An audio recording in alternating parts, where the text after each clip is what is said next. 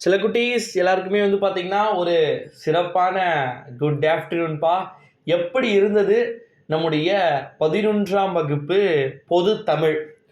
நல்லா இருந்துச்சு, வெறித்தனமாக இருந்துச்சு. பட்னா ஒரே கசன்னு டைம் தான் பத்தலை அப்படின்னு சொல்லிட்டு எல்லா ஸ்டூடெண்ட்ஸும் வந்து சொல்லிட்டு இருக்கக்கூடிய ஒரு வேலையிலே உங்களுக்கு எப்படி இருந்துச்சு அப்படின்னு சொல்லிட்டு கீழே கமெண்ட்ல சொல்லுங்க செல்ல குட்டீஸ். டிடிஎல் எழுதுனீங்களா? டைம் சத்தியமாக பற்றிருக்காது நிறைய பேருக்கு. சென்டம் மார்க் அடிப்பவர்களுக்கு டிடிஎல் எழுத டைம் பற்றிருக்காது. மனப்பாடம் திருக்குறள்லாம் கரெக்டாக எழுதுனீங்களா? 1 மார்க் 14 ஈஸியாக இருந்துச்சா? 2 மார்க் 2 மதிப்பெண் வினா. அதற்கு பிறகு வந்து பார்த்தீங்கன்னா நம்முடைய அடுத்தடுத்த டிடிஎல்ஸு, இலக்கணம், அணிகள் எல்லாம் கரெக்டாக இருந்துச்சான்னு வந்து சொல்லிடுங்க.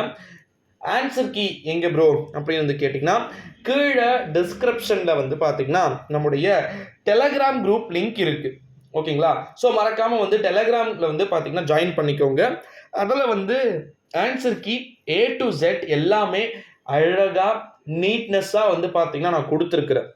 ஓகே, ஸோ அதனால் வந்து ஆன்சர் கீயை மறக்காமல் விசிட் பண்ணி பாருங்கள்.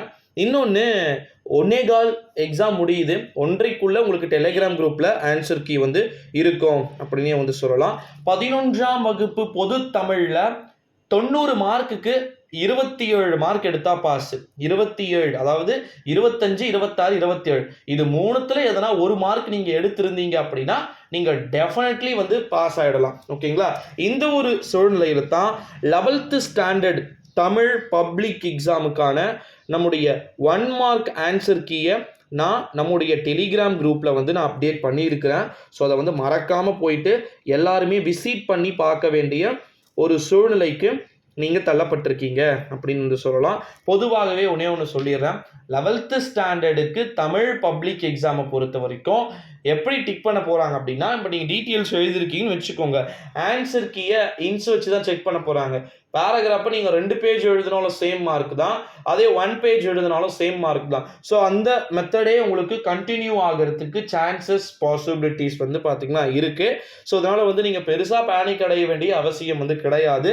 11th standard Tamil public exam நம்ம முடிச்சிட்டோமா, விறுவிறுக்க எக்ஸாம் அழகாக எழுதிட்டு வந்து நம்ம ஃபினிஷ் பண்ணி இருக்கக்கூடிய இந்த ஒரு சூழ்நிலையிலே அடுத்த கட்டமாக வந்து பார்த்தீங்கன்னா நம்ம நகர வேண்டியது என்ன உங்களுக்கே தெரிஞ்சிருக்கும் அப்படின்னு வந்து நினைக்கிறேன். இப்போ நம்ம நெக்ஸ்ட்டு அடுத்த கட்டமாக வந்து இங்கிலீஷ்க்கு போகலாம்.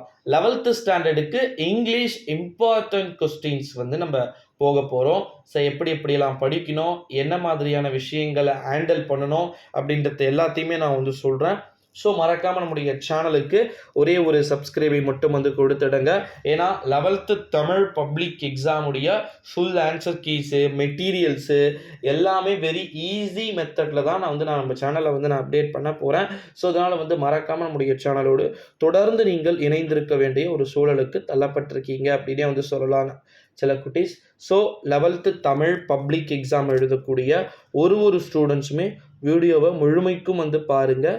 அது மட்டும் இல்லாமல் ஆன்சர் கீ கீழே டிஸ்கிரிப்ஷனில் நம்மளோட டெலகிராம் குரூப்பில் இருக்குது, ஜாயின் பண்ணிக்கோங்க. நன்றி.